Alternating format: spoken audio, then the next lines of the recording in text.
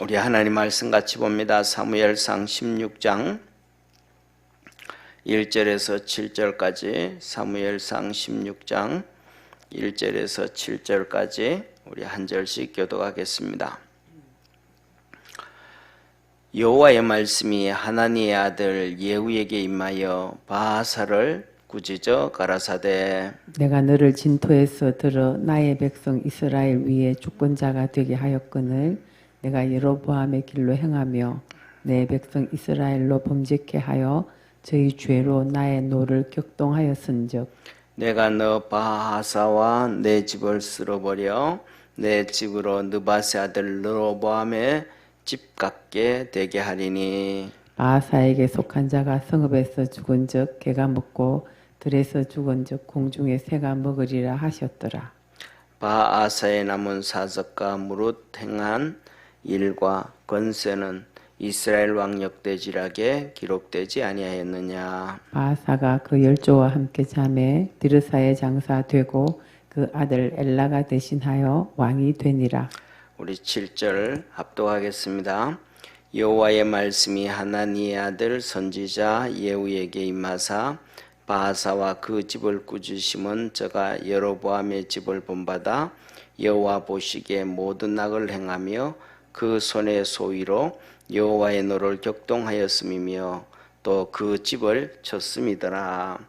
아멘. 오늘 이 본문 말씀은 하나님께서 이 바하사를 향하여 진노하신 하나님의 말씀입니다.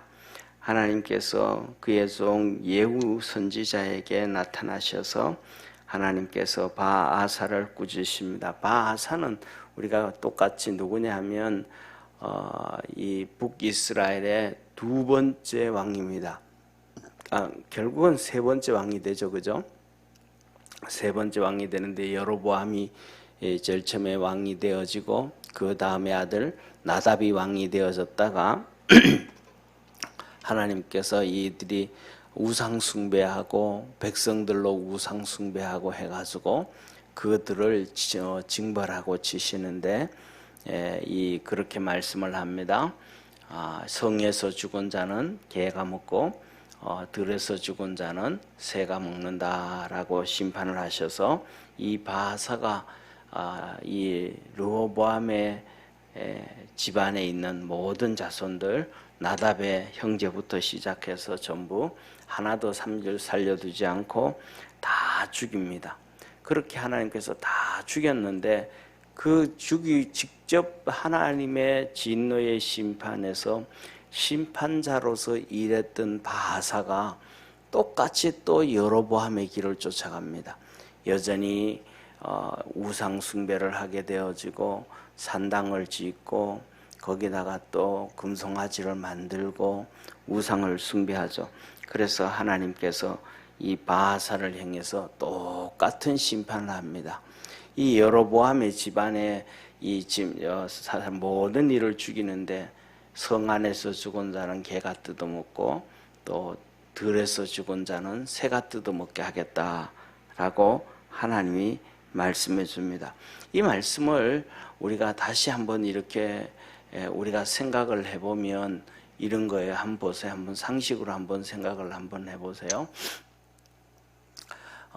두 가지 사건이란 말, 두 가지 사건이 된단 말이에요.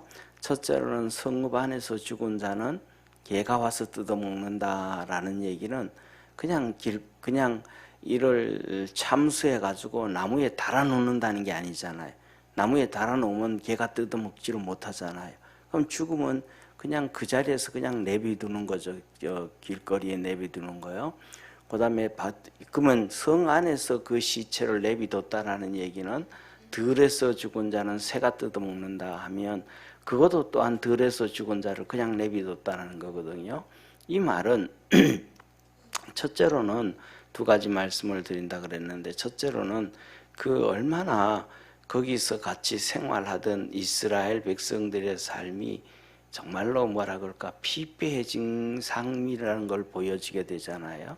상식적으로 사람이 성 안에서 죽어갖고 있으면 그 시체를 아는 사람이든 모르는 사람이든 하다못해서 둘둘둘둘 말아가지고 어디다가 이제 갖다가 그냥 버린다든지 묵기라도 해야 되는데 그렇게 널쳐놔서 들개들이 와서 뜯어먹을 수 있다라는 것은 그 사회가 얼마나 비참한 사회가 되어지는지 그걸 말씀해 주는 거거든요. 그러니까 첫째로는 이 우상 숭배를 하고 하나님을 버리고 갔을 때 그냥 우상 숭배하고 그냥 그게 되어진다는 것이 아니고 삶 자체가 너무너무 비참해진다라는 거예요. 그런데 그 일을 그렇게 되어진다라는 사실이고, 그 다음에 두 번째로는 뭐냐 하면 우리가 잘 아는 것처럼 이 바깥에 들에서 죽은 시체는 새가 와서 뜯어먹는다.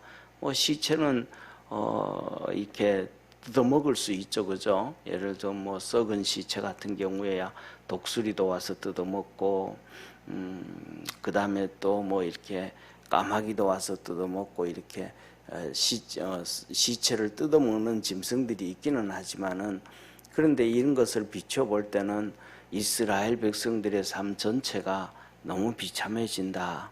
그래서 저와 여러분 우리 믿음의 성도들이 하나님 앞에서 믿음으로 열심히 달려갈 수 있는 우리 축복의 성도가 되어지기를 바랍니다. 그 다음에 두 번째는 오늘 여기 말씀드렸던 것처럼 바아사가 직접 하나님의 주권에 잡혀가지고 그 르호보암의 집을 심판하잖아요. 그래서 심판을 해가지고 집안에서 성 안에서 죽은 자는 개가 뜯어먹고 들에서 죽은 자는 새가 뜯어먹는다. 그러면서 자기가 그 일을 직접 집행을 했다면 집행을, 그러면 바아사가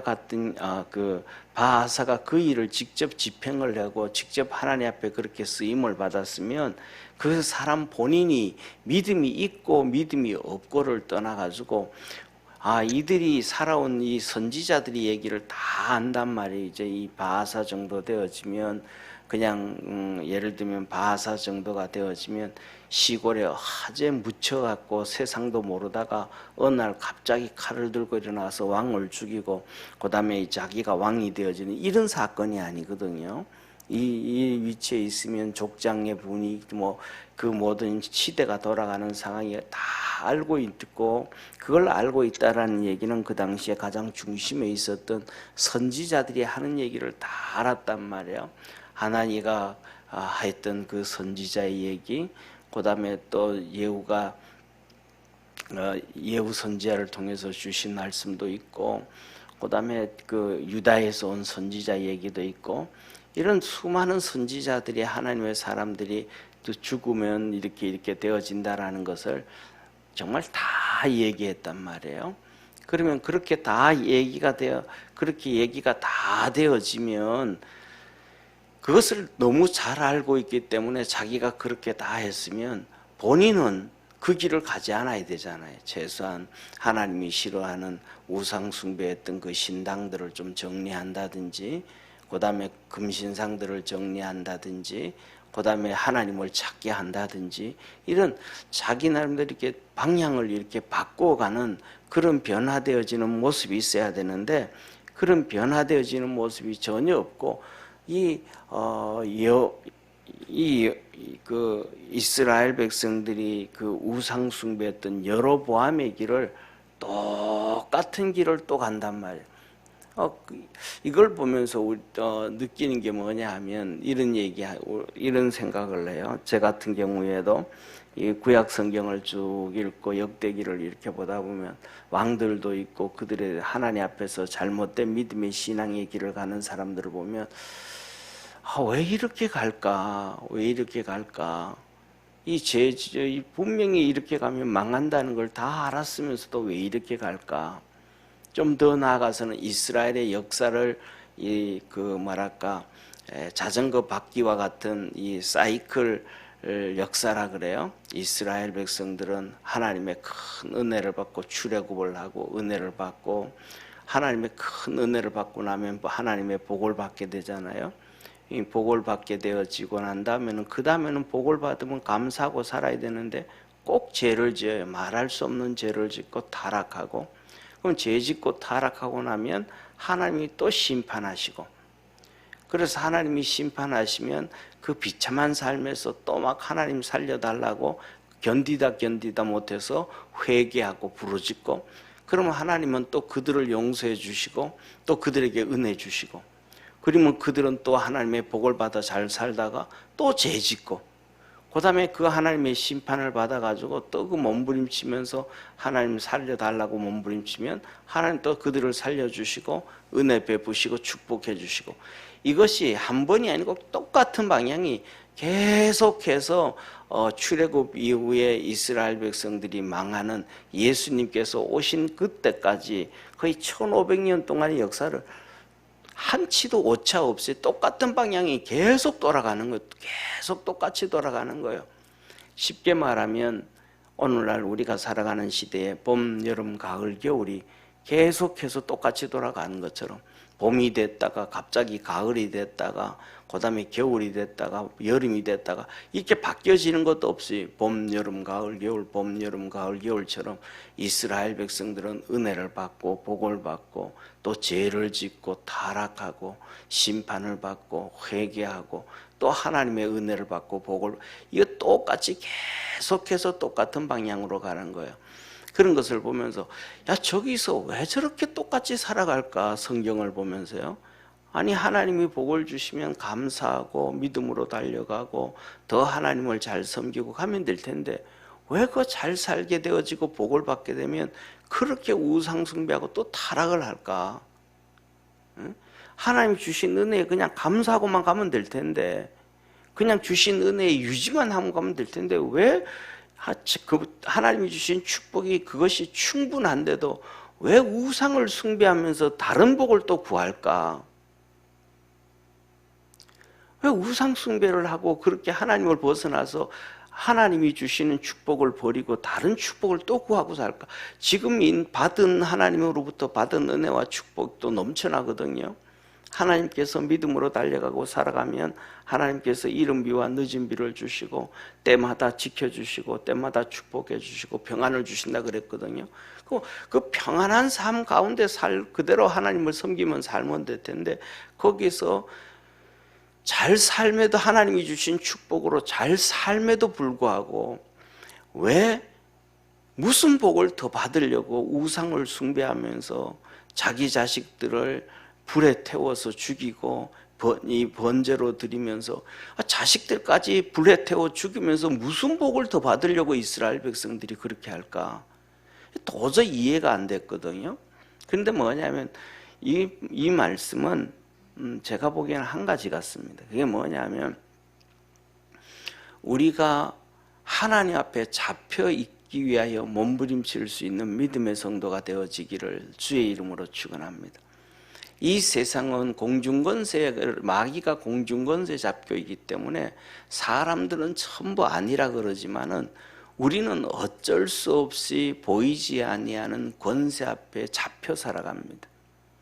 보이지 아니하는 하나님 앞에 잡혀 살든지 하나님 앞에 잡혀 살지 아니하면 사단 마귀, 공중권세 잡은 사단 마귀한테 잡혀 사는 거예요. 그러니까 하나님 앞에 안 잡혀 살게 되어지면 자동적으로 마귀에게 잡혀 살려지기 때문에 지금 있는 삶이 아무리 복을 받고 아무리 축복을 받고 있어도 마귀가 끌고 가는 대로 갈 수밖에 없다는 사실입니다.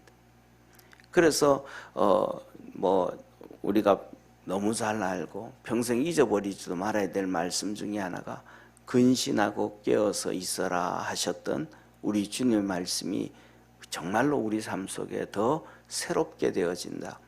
이것은 내가 믿음 생활 잘했기 때문에 깨어 있으라는 것이 아니고, 또 우리가 어려움 가운데 있고 힘든 가운데 있기 때문에 주님께서 깨어 있으라고 하신 것도 아니고, 우리는 어떤 상황과 어떤 환경에 있든지 간에 깨어 있어서 주님과 동행하고 주님께 잡혀져 있는 그러한 축복의 우리 믿음의 성도가 되어지기를 주의 이름으로 축원합니다. 그래서 주님께서 오늘 여기서도 보면 너무 답답하시지 않았을까 싶어요.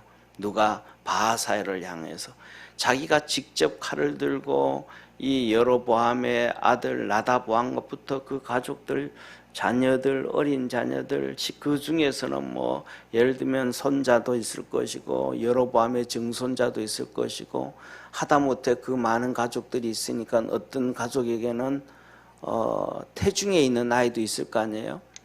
그런데 그 모든 가족들을 하나도 살리지 않고 다 죽였단 말이에요. 자기가 다 죽였단 말이에요. 그럼에도 불구하고 또 그 길로 잡혀가니까 이 바하사를 향한 하나님의 이 답답함과 그 너무 이 뭐라 그럴까 하나님의 이 그를 향해서 하시는 애통함, 이것이 있어서 그런지 2번이나 기록한단 말이에요. 오늘 본문 말씀에서도 2절의 말씀, 2절 3절의 말씀, 4절까지 2절 3절 4절에 있는 말씀, 그리고 7절에 또 다시 한번 하나님이 말씀을 하시는 거예요. 내가 그 집을 바하사를 꾸짖어서 그 모든 여로보암의 집을 심판하셔서 악을 멸했는데 네가 다시 또 똑같은 길을 여로보암의 길을 걸어가서 내 노를 격동케 했다 하면서 이 짧은 메시지 안에 2번씩 기록합니다. 그래서 오늘 이 본문 말씀을 보면서 저와 여러분들은 2가지를 기억했으면 좋을 것 같아요. 하나는 뭐냐면 내가 가는 길이 정말로 하나님이 징계하시고 심판하시는 그런 길을 갔던 믿음의 사람들, 이스라엘 백성들처럼 나도 그런 길을 가고 있지 않는가 하고 항상 우리 자신을 돌아볼 수 있는 믿음의 성도가 되기를 축원합니다. 우리나라 옛날 속담에 보면 이 돌다리도 두들겨 가라 그러잖아요. 네, 그런 것처럼 진짜 그렇게 믿음 안에서 우리 자신이 자꾸 돌이켜보면서 그렇게 가고 있지 않는가 돌이켜볼 수 있는 그러한 믿음의 성도가 되어지고 또 한 발자국 더 나가서 주님 하셨던 말씀처럼 정말로 근신하고 깨어있는 것이 신앙생활하는 것에 있어서 참 쉽지 않은데 우리가 깨어있으려고 몸부림칠 수 있는 우리 축복의 성도가 되기를 주의 이름으로 축원합니다. 기도하겠습니다. 전능하신 하나님 아버지, 이 세상에는 사단 마귀가 공중권세 잡고 있어서 자칫하다가는 나도 모르는 사이에 마귀에게 끌려다녀갑니다. 그것이 유다가 아닌가 싶습니다. 요한복음 13장에 그 마음속에 예수님의 팔 생각을 유다의 마음속에 사단 마귀가 집어넣었고 또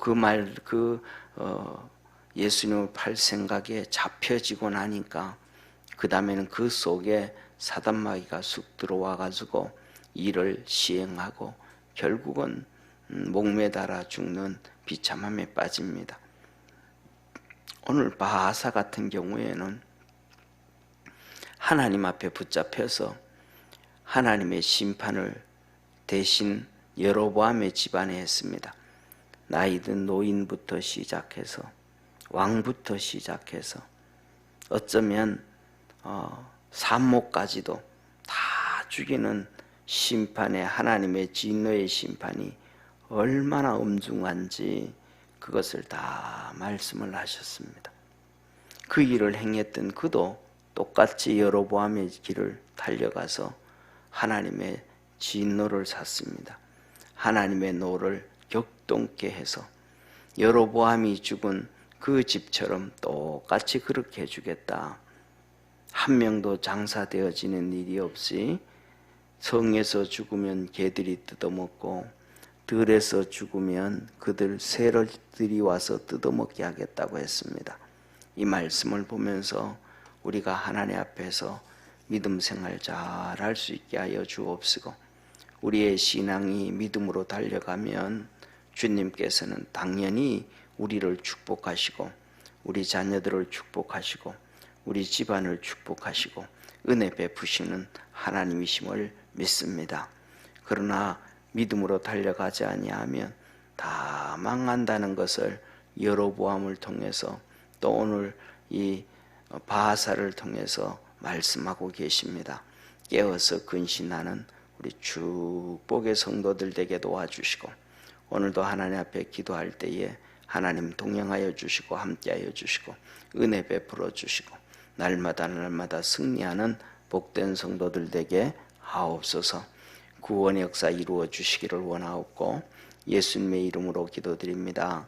아멘. 하늘에 계신 우리 아버지여, 이름이 거룩히 여김을 받으시오며 나라의 임하옵시며 뜻이 하늘에서 인 것 같이 땅에서도 이루어지리다. 오늘날 우리에게 일용할 양식을 주옵시고 우리가 우리에게 죄인자를 사하여 준 것 같이 우리 죄를 사하여 주옵시고 우리를 시험에 들게 하지 마옵시고 다만 악에서 구하옵소서. 대개 나라와 권세와 영광이 아버지께 영원히 있사옵나이다. 아멘.